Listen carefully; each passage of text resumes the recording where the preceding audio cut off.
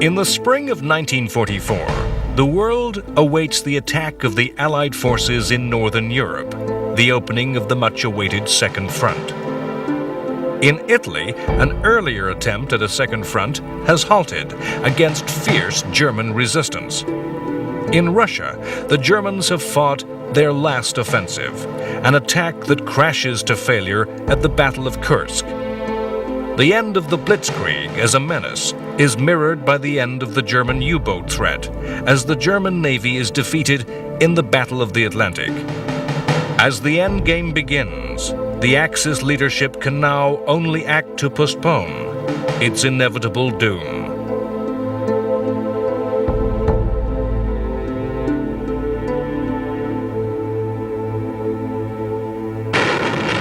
The previous autumn, the Italian advance of the Allies had stopped before the town and hill of Monte Cassino. In the spring of 1944, 4 battles were to be fought in an attempt to take the town that dominated the front and prevented any move north. First, U.S. forces were repelled at high cost by the Germans. Then Indian and New Zealand troops, assisted by heavy strategic bombers, made 2 attempts to take Cassino, both times defeated with heavy losses. By the April of 1944, the Italian campaign had reached crisis. The success of the Germans was giving Hitler hope. The battles seemed to prove that German arms could deny both the greater numbers and material strength of the Allies. Both American and British generals admitted themselves bereft of ideas. The position was finally prized open by fresh minds. Free French troops drawn from Moroccan hill tribes found ways through mountains thought impassable and encircled Cassino. Free Polish troops made a near-suicidal attack from the south. Cassino fell, and the Italian front opened for movement. In the release from the frustration that the fight for Cassino had generated, clear military judgment became clouded by ambition and lust for glory. As the Germans retreated from Cassino, American armies could have overtaken and encircled their enemy, perhaps ending the war in Italy. Instead, U.S. General Mark Clark, an officer who felt the failure at Cassino personally and suspected the British of attempting to steal the glory of victory, ordered an advance on Rome, and the Germans fled northwards in safety. On June 4th, American forces entered Rome in triumph. Meanwhile, German engineers were preparing a new complex line of fortifications against which the battle would have to be fought all over again. Soon, the glory of the capture of the Italian capital would be overshadowed by greater events. As Cassino fell, in the Pacific, U.S. forces for the first time occupied Japanese territory. The Marshall Islands were a remote group of 36 Micronesian atolls forming part of the outer perimeter of Japanese defenses. In a brilliantly planned and executed attack which used intelligence derived from broken coded signals, which enabled the U.S. forces to find the weakest points in the Japanese fortifications, the islands were taken over by 80,000 troops. In the spring of 1944, fighting continued in the struggle along the borders of Burma, India, and China. British Empire forces were on the defensive against renewed Japanese attacks. Based on the adage that attack is the best form of defense, the Japanese had mounted an offensive to preempt a British and U.S. invasion. 85,000 Japanese troops attempted to take the remote towns of Impal and Kohima, towns that were effective gateways into India. The British Empire troops were ordered to resist, with no retreat or surrender, and Impal and Kohima were besieged. The British supplied their troops by air, the Japanese not at all, and their troops began to suffer from starvation and disease. The British troops defied Japanese attack after Japanese attack for 80 days, with increasing desperation on both sides.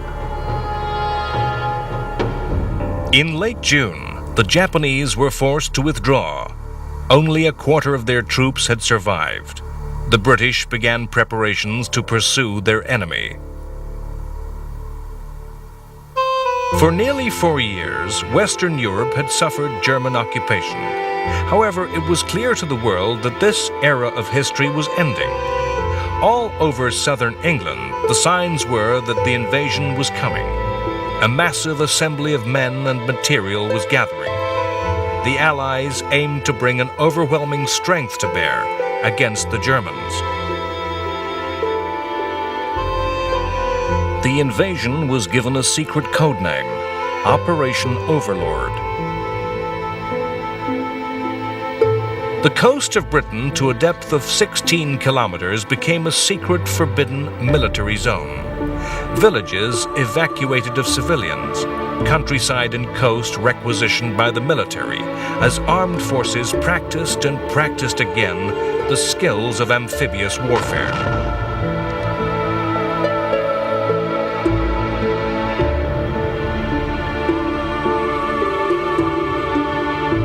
Britain itself was sealed, all foreign travel forbidden.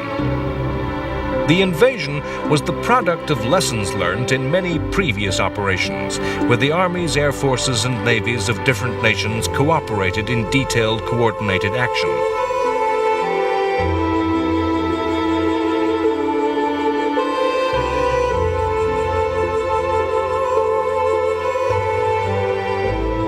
At the top of the organization was United States General Dwight D. Eisenhower.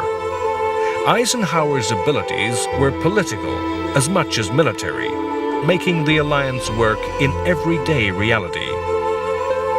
If it is true that every battle is won or lost before it's fought, then the leadership and the staff that Eisenhower assembled is the embodiment of that idea.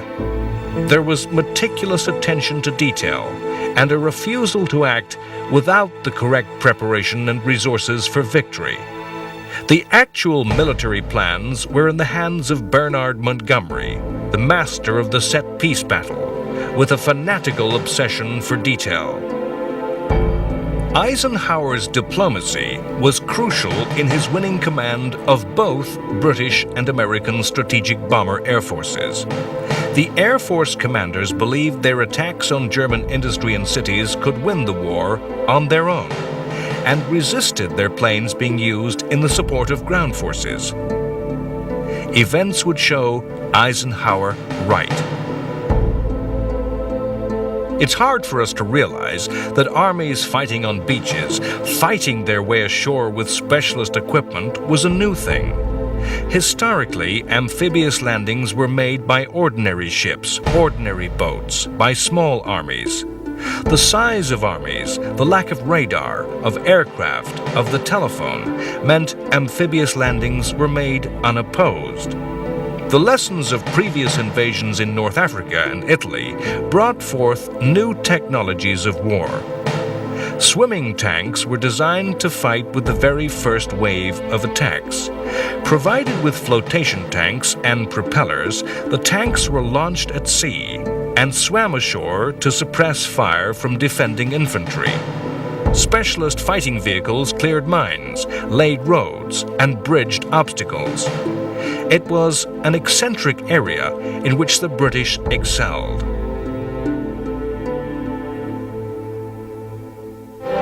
The Allies' preparations and rehearsals, though, could not be hidden.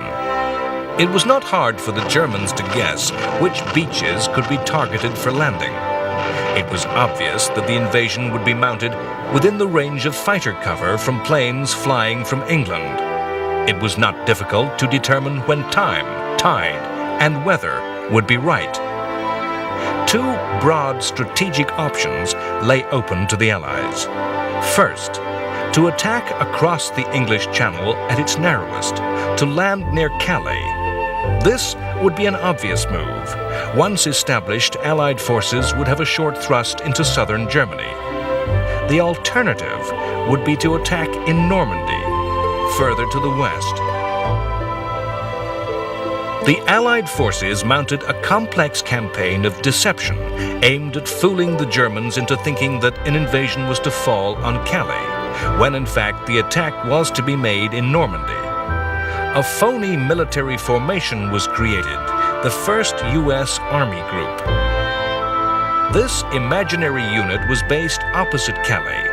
The Germans were able to listen in to signals passed between fictional units. Vast arsenals of weaponry could be spied by German reconnaissance, inflatable tanks, and dummy aircraft. All Germany's spies in Britain had been caught and turned, and were feeding fake intelligence to their spy masters. Air power was central to the success of Overlord. In the Italian campaign at Salerno and Anzio, well-organized German troops had quickly brought up reserves against Allied amphibious landings. The first days and weeks of the invasion would be a race between the two armies to bring reinforcements into action. Air power was crucial to the Allies winning that race, attacking the roads, the railways, and the bridges the German army would use. In April and May 1944, more than 11,000 aircraft of all types flew 200,000 sorties against targets in France. Communications, airfields, military bases, coastal guns, and radar stations. The railway system of northern France was almost entirely destroyed. The air forces were important in the deception, too. 3 times as many bombs were dropped in the east aimed at the Calais region as were dropped near to the true Normandy target. The Luftwaffe was entirely overwhelmed. It had a mere 300 aircraft to match 11,000 of the Allies. The disruption wrought by the Allied air forces was complemented by the actions of the French resistance. The armed resistance, the Maquis, was not strong enough to take on the German army, but through acts of sabotage and diversionary attacks, they disrupted German communications, preventing the rapid reaction that could have halted the invasion on the beaches.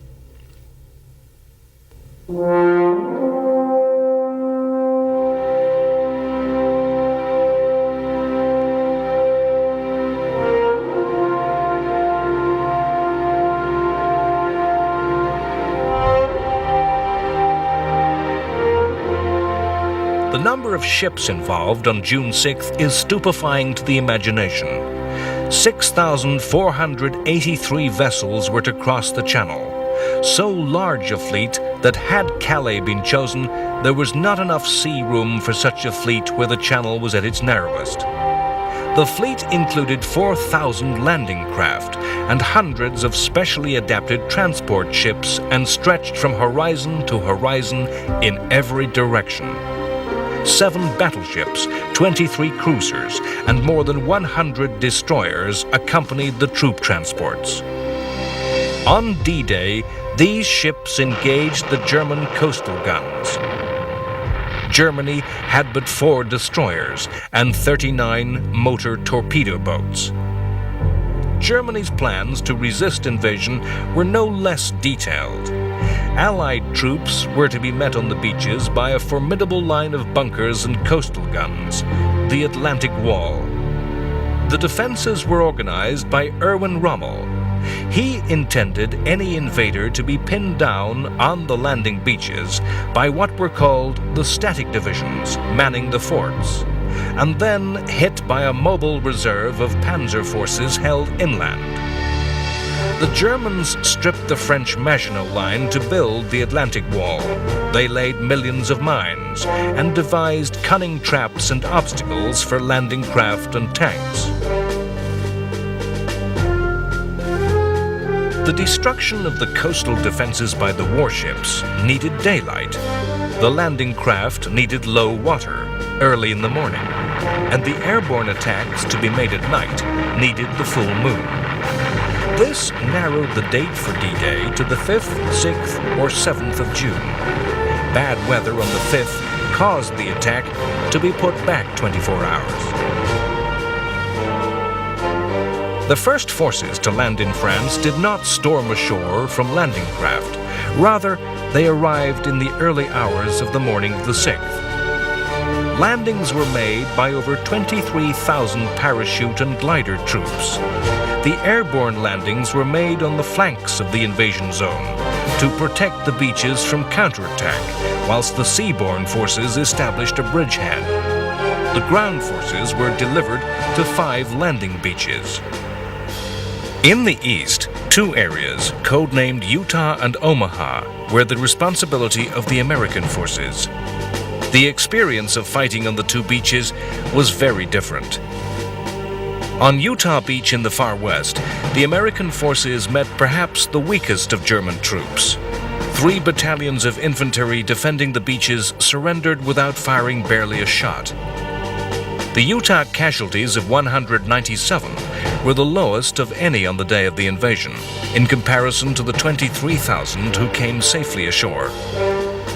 In contrast, the U.S. forces landing on Omaha underwent the very worst of ordeals endured by any troops on June 6th. The U.S. 1st Division came ashore to be met by perhaps the very best troops that the Germans had stationed on the coast. The American soldiers landed on beaches overlooked by cliffs, beaches onto which the Germans were able to direct murderous artillery fire. At Omaha, the swimming tanks were launched too soon, and many foundered in heavy seas. Without the support of these tanks, the infantry on the beach was vulnerable to German infantry in fortified positions. Omaha Beach has been called a disaster and portrayed in fiction as hell. Yet, despite 2,000 deaths on the first day, 34,000 came ashore.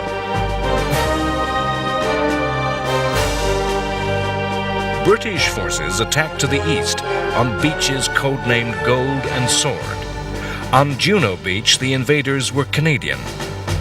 On all 3 landing zones, the German defenders were not the best and were thinly spread. On Sword and Juno, the landings were made easily against little opposition. Before midday on June 6th, the troops were able to join up with the airborne forces, dropped in the rear of the Germans. Overlord was a complex operation, dependent upon every element playing its part. On Gold Beach, a failure of the naval bombardment to suppress all German fortifications and the swimming tanks becoming separated from the infantry meant that the British took heavy casualties. Nevertheless, the story of other beaches was repeated, and despite losses, the invaders were able to land and penetrate into the countryside. An important lesson of the fighting in Italy was the need to maintain a safe and plentiful line of supply. The Allies needed to bring supplies and reinforcements ashore faster than the Germans could move the same overland by road and rail. The Overlord plan involved capturing the French port of Cherbourg, but 2 technologies were developed that enabled the Allies to have a secure supply. Allied civil engineering became as inventive as any work in radar or electronics. A floating harbor system was built out of concrete, codenamed Mulberry and weighing 1.5 million tons. The harbors were floated across the channel in parts and then sunk into place to provide an instant port. Later in the campaign, a flexible oil supply pipe was laid under the sea to deliver a constant flow of fuel.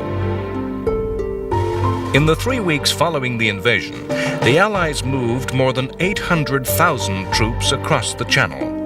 They joined all the beachheads together and captured the port of Cherbourg. Yet the invasion fell behind schedule. The territory held by the Allies was too small to hold the troops that had been transported. Not enough airfields had been captured. Germans, skilled in anti-tank and defensive warfare, were defending stoutly in the countryside that the French called bocage. Bocage was a medieval field system. Over hundreds of years, thick hedgerows had grown to create deep sunken lanes that provided the Germans with row after row of ready-made deep trench lines. ready-made defenses that could stop tanks.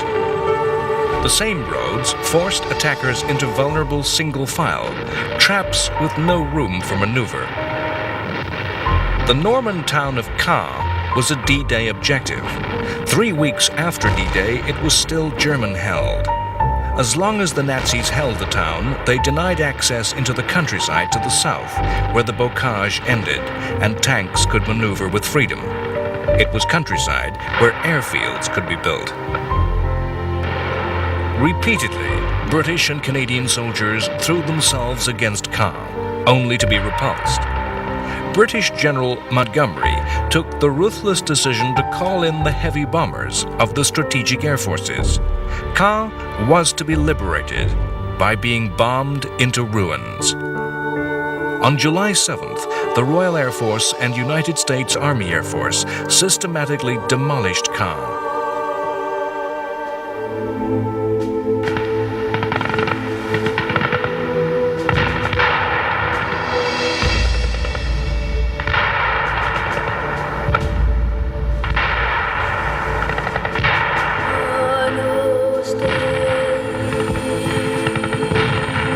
In the next week, the British and American armies fought a series of fierce battles as they pushed the perimeter of the beachhead ever south.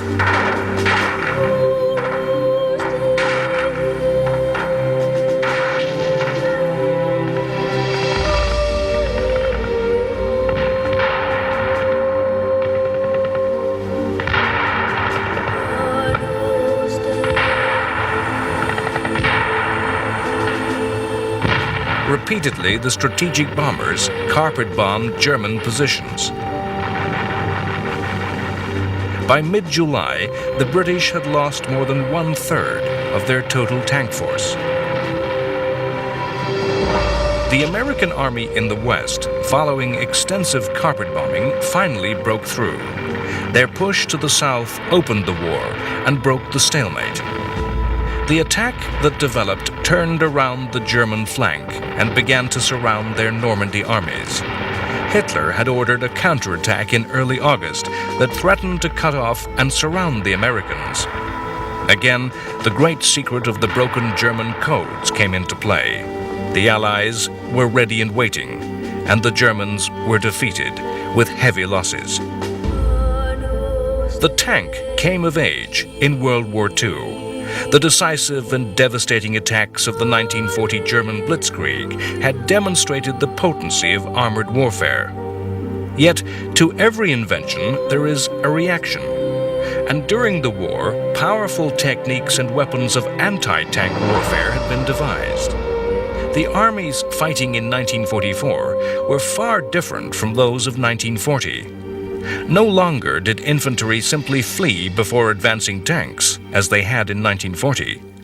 Tanks were still an essential ingredient for victory, but needed the support of specialized infantry and mobile artillery to counter the anti-tank regiments of their enemy. The Allies rolled the Germans into an ever tighter pocket around the French town of Falaise. By the middle of August, nearly 500,000 Germans were in an ever more tightly closing trap. Attackers on all sides, to their rear, the obstacle of the River Seine. In what came to be called the Battle of the Falaise Gap, determined action by the SS Hitler Youth Division, a formation of fanatics recruited entirely from the Nazi youth organization, held back the Allies, while 300,000 Germans streamed across the River Seine in a mass escape. All German heavy equipment was lost, 1,300 tanks destroyed, and 200,000 taken prisoner. The original Overlord plan intended the Allies to halt at the Seine, to regroup and reorganize. Instead, Eisenhower decided to capitalize on the victory won and ordered pursuit of the Germans across the open country of France. Hitler had not allowed the preparation of any fallback defensive positions. There was nowhere to hide, nowhere to stand and fight. The Germans had to run all the way to Belgium and the Netherlands, even to the borders of Germany itself. Hitler's strategic common sense had not entirely deserted him. Realizing that long lines of supply would weaken the Allies, he commanded all channel ports garrisoned by stay-behind forces to be turned into fortresses and defended to the last. As the Allies neared the borders of the Low Countries in early September, few thought the war would last into 1945. In mid-August 1944, as the Normandy battles were reaching their height, the Allies mounted a second invasion of France on the Riviera. Originally planned to be simultaneous with the Normandy attack, a shortage of landing craft caused the southern invasion to be delayed. Again, there was a massive naval bombardment, and once again, the Allies enjoyed massive air superiority, with 2,000 planes against 200 German. Once initial resistance had been broken, the task of the American and Free French armies was of pursuit and entrapment of the constantly retreating Germans. The Riviera landings threatened to confound Hitler's plan that Paris should be turned into a fortress and battleground. Hitler talked of the French capital as a Stalingrad that would entrap the Allied armies and lead to their annihilation, enduring the same fate as befell the German army at the Russian city a year before. The Riviera landings threatened to surround Paris and instead make the city a trap for the Germans. On August 18th, when it became apparent that the Allied armies were threatening to overwhelm the occupiers, the population of Paris rose in revolt, and fighting broke out on the streets. Eisenhower and Montgomery refused to attack for the sake of attacking. They too saw the lesson of Stalingrad. They ruthlessly believed that liberation could wait, and only military necessity justified attack. As it became clear that the city was fighting to free itself, the Allies were forced to act. Leader of the Free French, Charles de Gaulle, feared that French communists were attempting a takeover and using the fighting to eliminate their rivals for power in post-war France. The Allies agreed that Free French forces could be released, and on August 23rd, their tanks entered Paris. The German command surrendered. De Gaulle led Allied forces in a march of triumph down the Champs-Élysées.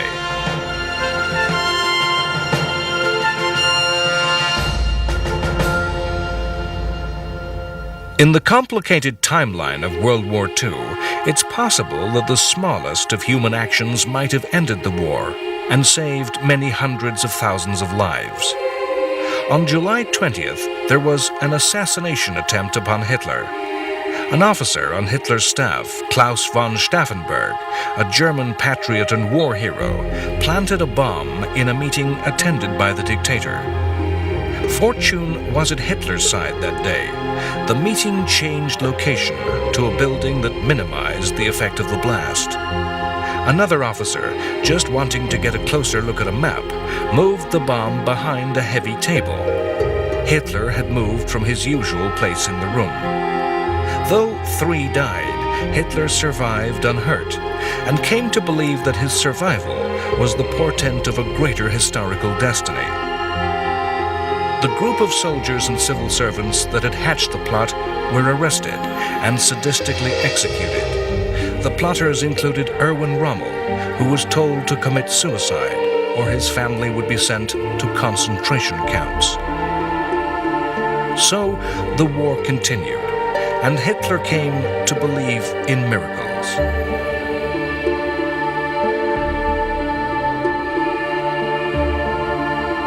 The Allies enjoyed the results of many new technologies, new weapons, and new scientific ways of waging war. This war of invention was not one-sided. Germany was one of the world's leading scientific nations, and the German armed forces enjoyed the use of futuristic weaponry. As the Allied armies fought to establish their grip upon northern France, one of the most famous products of German ingenuity made its debut. On June 13th, the first V-1 flying bomb was launched against London. the V-1 was the prototype cruise missile, a pilotless jet aircraft with automatic guidance that was both ground and air-launched. In the next 2 weeks, nearly 2,500 of these missiles were fired. The flying bombs brought the return of terror to London, worse than the conventional air raid, as attacks were constant. There was no warning, no all clear, no release of tension. As in 1939, children and the vulnerable were evacuated. Some of the missiles were destroyed by anti-aircraft artillery. The fastest of fighters could catch and shoot down the V-1, but this needed courage from the pilot, as the missile exploding frequently destroyed the attacking fighter. Some Spitfire pilots developed a daring technique of flying alongside the V-1, wing to wing, and then placing a wing beneath that of the V-1, tipping the missile into a tumbling dive.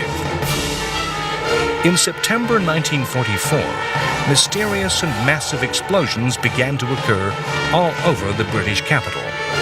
A thunderclap of destruction would be followed by a roaring noise that shocked and dazed survivors, likened to that of a speeding train. The explosions were attacks by a new German secret weapon, the V-2. The V-2 was the first ballistic missile. The roar that followed the explosion was the sound of the supersonic missile arriving after the detonation. The government hid the truth. Official news talked of gas explosions. It was 2 months after the first V-2 attack that the government admitted the new weapon existed. There was no defense against the V-2. The missile took less than 3 minutes to fly to Britain.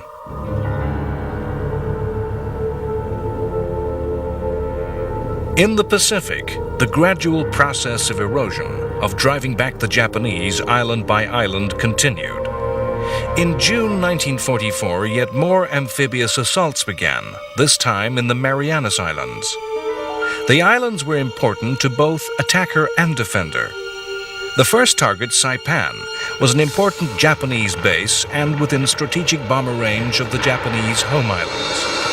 The second U.S. objective, Guam, held important supplies of fresh water and was the best natural harbor in the Western Pacific. Guam would also be a base for bomber attacks on Japan and a starting point for attacks to recover the Philippine Islands. As so often in these invasions of Pacific islands, the battle on land was preceded by a naval battle.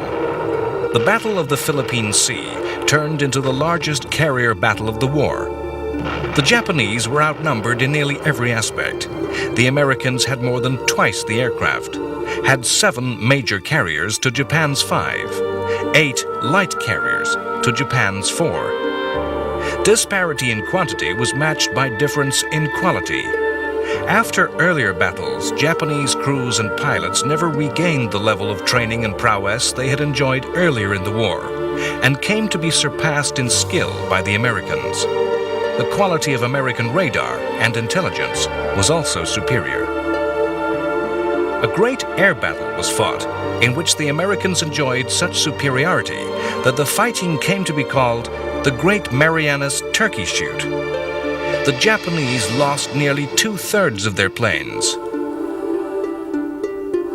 2 Japanese carriers were lost, 1 to air attack, 1 to a U.S. submarine. With the naval threat destroyed, U.S. Marines had to fight a stern battle to take Saipan.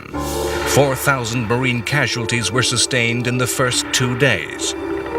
An invasion planned to last 3 days stretched to 3 weeks. The terrain of Saipan meant that the U.S. soldiers were forced to make repeated frontal assaults against dug-in Japanese. The defenders fought with fanatical determination. In July, a mass suicide attack by the Japanese saw more than 4,000 Japanese troops killed in 1 day. Rather than surrender, many Japanese chose to die by their own hand. The delays caused in the taking of Saipan allowed both defenders and attackers of Guam to make full preparations. The Americans opened the assault with the heaviest air and naval bombardments of the Pacific War. More than half the 20,000 Japanese defenders were killed before a single U.S. Marine landed. Although Guam was secured easily, the remnants of the Japanese forces fought on.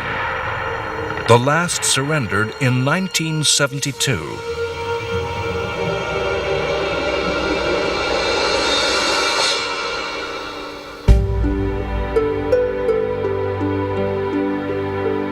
As soon as the Marianas were secure, the U.S. Army Air Force began to turn the islands into bases to attack the Japanese. The raids were to be borne on the wings of a new aircraft, the B-29 Super Fortress. The B-29 was a huge aircraft that could carry a heavier bomb load at greater range than any other aircraft. At first, the planes had flown a tortuous route from bases in China, from where southern Japan was just in range. From November 1944, the Marianas had been turned into air bases. The first raids had been precision high-level attacks upon the Japanese aircraft industry. The raids were inconclusive. In the coming years, these tactics were to be abandoned in favor of mass area attacks against Japan's wooden cities.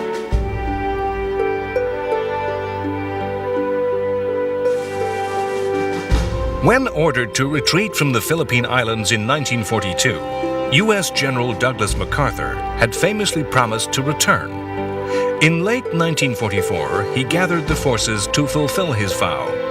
The Japanese occupation forces in the Philippines were ill-prepared to resist a U.S. invasion.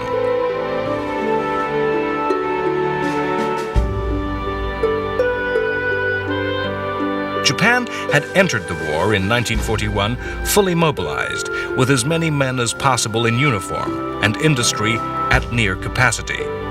The United States Navy had imposed a tight blockade around the Japanese islands that severely restricted Japan's capacity to wage war. In contrast, the U.S. Navy enjoyed an embarrassment of riches, able to draw from a well of near-bottomless resources. New battleships, new cruisers, new destroyers streamed from U.S. shipyards.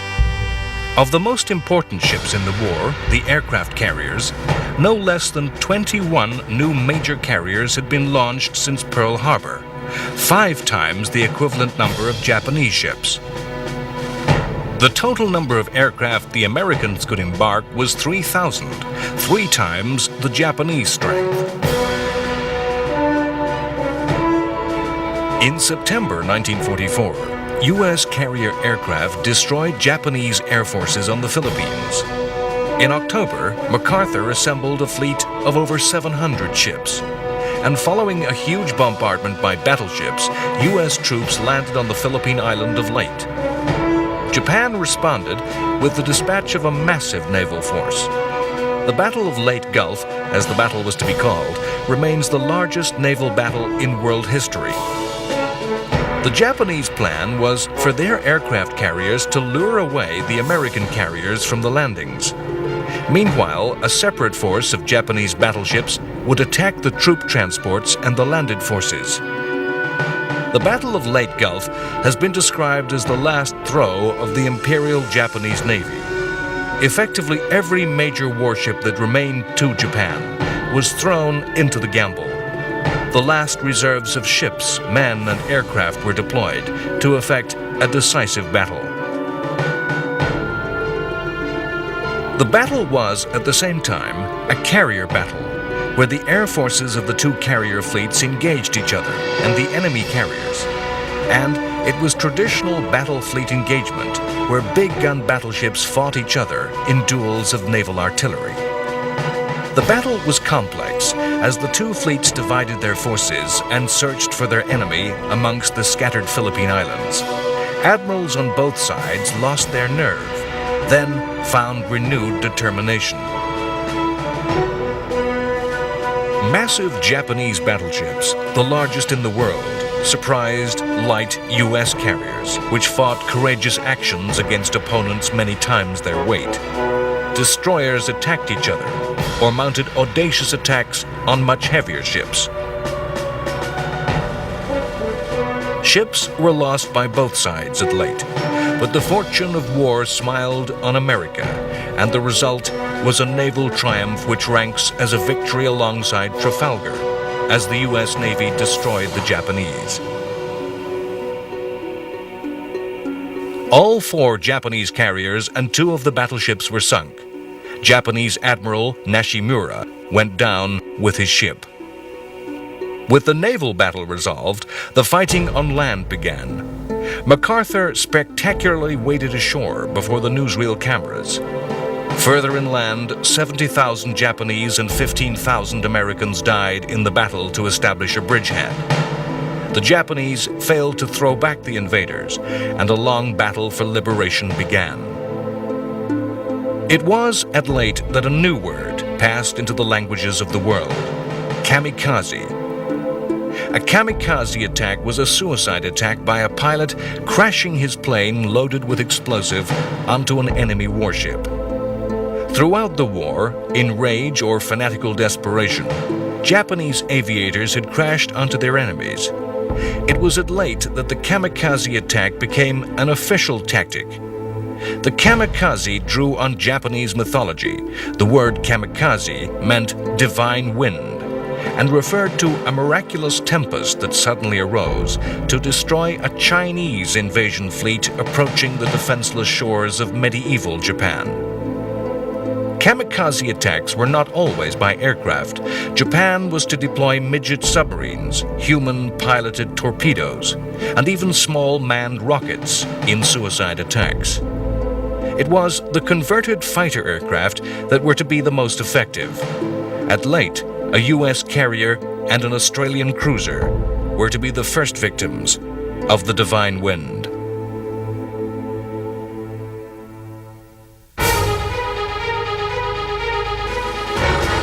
Hitler had seen the Western invasion as the greatest threat endangering the very heart of the Third Reich. On the Eastern Front, he was prepared to concede territory and transferred troops to the West.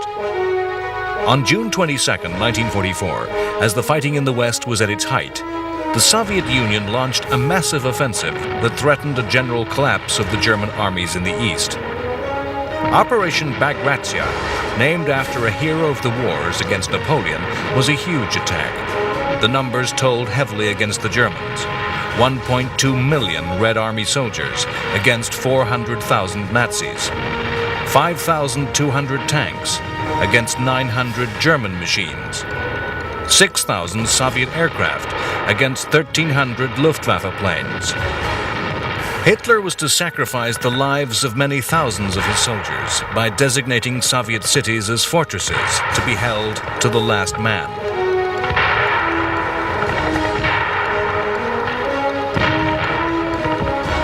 In just 5 weeks, the Russian armies advanced nearly 750 kilometers. By the end of July, the Red Army was 20 kilometers from Poland's capital, Warsaw.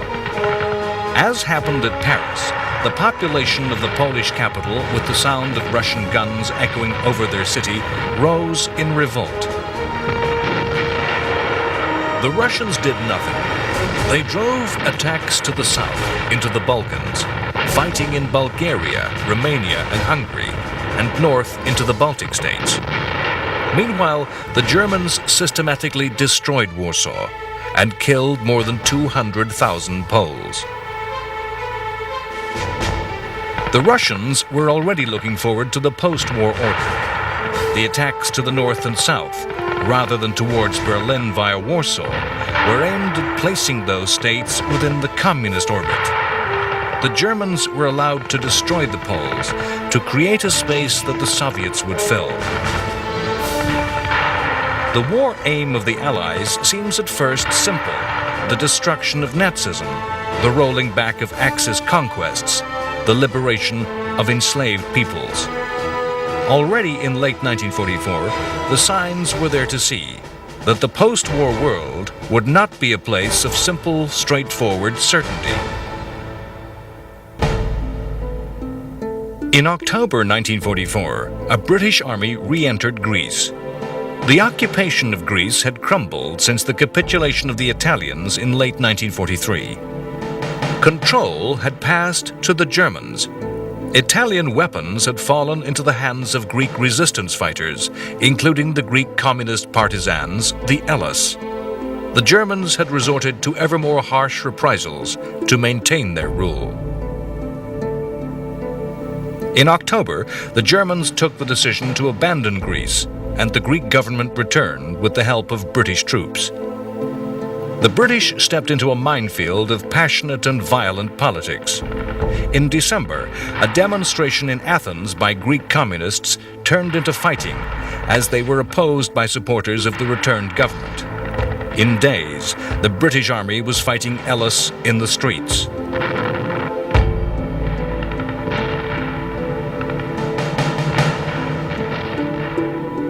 In the autumn of 1944, the optimism among the Allies at the end of the Normandy campaign that the war would soon be over was to prove misplaced. The advance across northern France had been so rapid that by early September, the Belgian capital of Brussels had been liberated and the port of Antwerp captured. Supply was crucial to the continuation of the war on into Germany.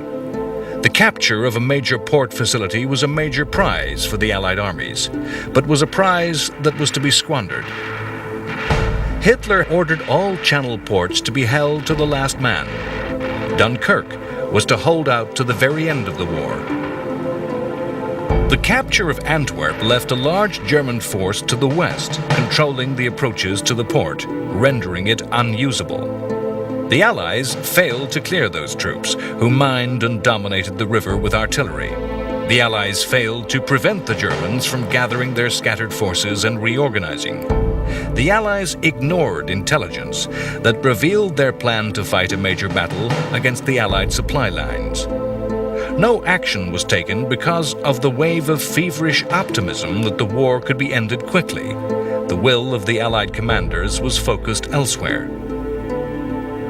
The distraction was the operation planned by British General Bernard Montgomery to seize a crossing of the River Rhine by airborne attack, drive forward to the captured crossings with armored forces, then invade Germany and end the war before Christmas. This was the famous Arnhem attack, the bridge too far.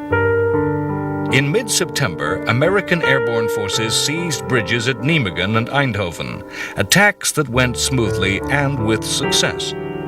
The British 1st Airborne Division descended upon Arnhem, deep in the Netherlands. The British forces, though, were dropped not near enough to their targets. They landed upon 2 SS Panzer divisions that were re-equipping, and the British plans for the operation were captured. British forces found themselves pinned down, and, under increasing pressure, failed to capture the bridge. The action by ground forces to link up and relieve the paratroopers and glider troops was met by heavy German resistance and ground to a halt.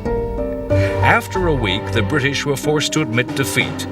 What troops could be saved were, but 6,000 were taken prisoner and more than 1,000 killed.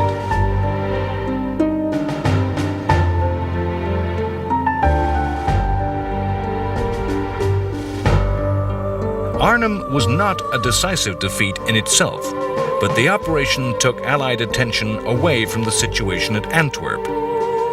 The failure to mount a simple mopping-up operation and make Antwerp port operational was to lengthen the war.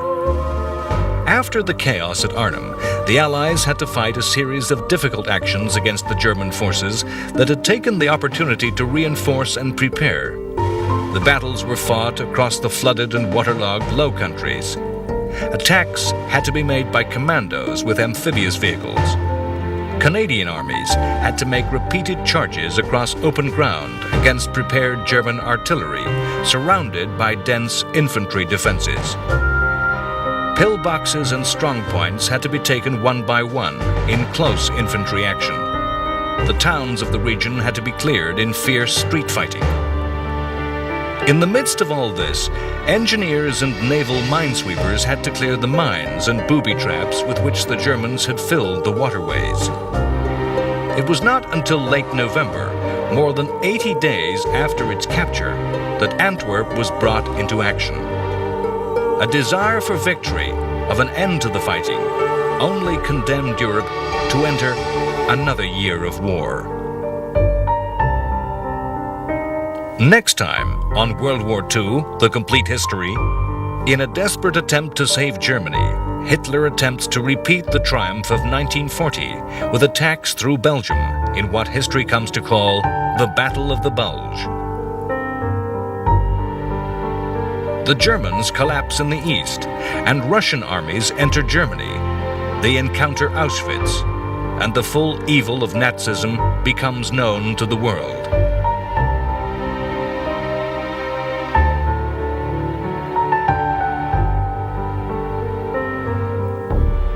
The last act of a dying Franklin Roosevelt is